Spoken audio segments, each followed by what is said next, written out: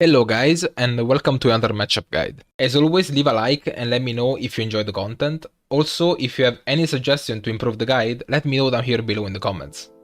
Today we want to talk about Fizz matchup.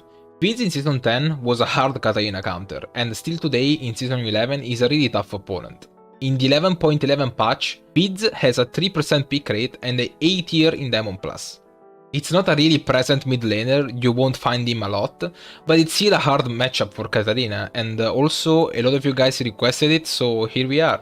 So without wasting time, let's dig into the runes. As runes we wanna go Electrocute, Sudden Impact, Eyeball Collection and Relentless Hunter, and the second I3, I highly recommend Bomb Plating plus Overgrowth. Electrocute gives us a lot of possibilities when we talk about trading against Fizz, and Bomb Plating instead is perfect for short trades and allows us to avoid getting burst down. In this way, Fizz, in order to all-in us, has to proc the Bomb Plating first, giving us windows to trade him back. Now let's move on to the starting items. As starters we can go for Dark Seal plus 3 pots or Longsword plus 3 pots. Dark Seal is better if we see roaming potential and the game looks easy to snowball on. Longsword instead is better for trading in the laning phase since we will have sustained damage on our basic attacks as well. We could also go with Disword plus 1 pot to be stronger level 2 and level 3, but it's really coin flip because we can be punished by Fizz by taking short trades until we run out of healing and sustain, so I guess the best option is just Dark Seal 3 pots or Longsword plus 3 pots. With the starters done, let's move on to the core items and spell order. As core item into Fizz, rushing Rock Belt is the best option, since Rock Belt has a really strong build spot and allows us to build Alternator in the laning phase. The X-Touch Alternator combined with the electric damage gives us an insane trading potential and opens up scenarios where we can solo kill Fizz or outlane him. Also, while building Rock Belt, we can get a Ruby Crystal and be more tanky, beside all the AP we're getting from the Alternator and the Blessing Wand. Another core item could be Verdant's Barrier.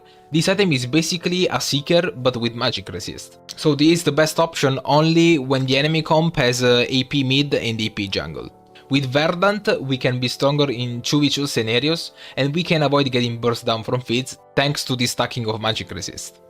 As spell order instead, into Fizz, basic Q max is optimal since we are building AP, and Q gives us the best damage output. And now, as last but not least, as always, let's break down the laning phase. At the very beginning of the laning phase, a lot of Fizz players will start with their E and will try to bait you in landing a Q on them. They will respond to the Q by dodging it with their E and taking a free trade for them. The best way to avoid this is by using your Q only when you are not in his E range or avoiding to Q him completely if you see him not translating minions with his W. Because of course, if he's not translating with his W means he took his E as first spell and he will try to cheese us. Another thing to pay attention to is the first back buy.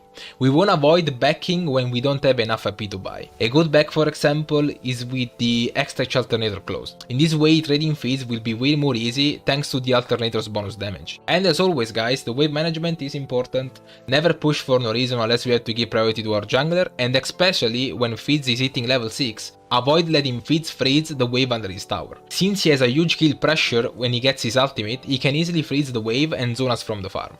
And with all that said, we got to an end. Thanks for watching the video and let me know in the comments if you find this guide useful. So nothing, stay tuned for more matchups and goodbye boys.